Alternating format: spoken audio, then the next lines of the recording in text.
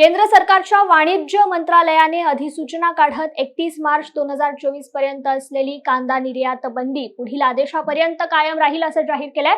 त्यामुळे कांदा उत्पादक शेतकऱ्यांचं हजारो कोटींचं नुकसान झालंय, असं मत शेतकरी विकास मंडळाचे अध्यक्ष शिवराज कापरे यांनी व्यक्त केलंय। कांदा निर्यात बंदी कायम ठेवून सरकारने शेतकऱ्यांची निराशा केली आहे, त्यामुळे संतप्त शेतकरी येणाऱ्या निवडणुकीत या सरकारला योग्य उत्तर देईल असंही ते म्हणालेत। काल आपण पाहिलं की केंद्र सरकारने परत अधिसूचना काढून कांदा निर्यात बंदी ही कायम ठेवली आहे। या कांदा निर्यात बंदी कायम ठेवल्यामुळे पुन्हा एकदा कांदा उत्पादकांची घोर निराशा केली आहे। केंद्र सरकारने पुन्हा एकदा कांदा उत्पादक शेतकरी आर्थिक अडचणीत सापडला आहे।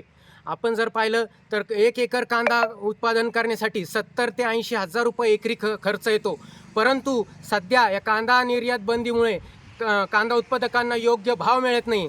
त्यामुळे शेतकऱ्यांचे पूर्ण कांदा उत्पादक उद्ध्वस्त झालेला आहे आज, आणि म्हणून ह्या येणाऱ्या काळात सर्व कांदा उत्पादक शेतकरी या केंद्र सरकारला निवडणुकीच्या माध्यमातून योग्य उत्तर दिल्याशिवाय राहणार नाहीत।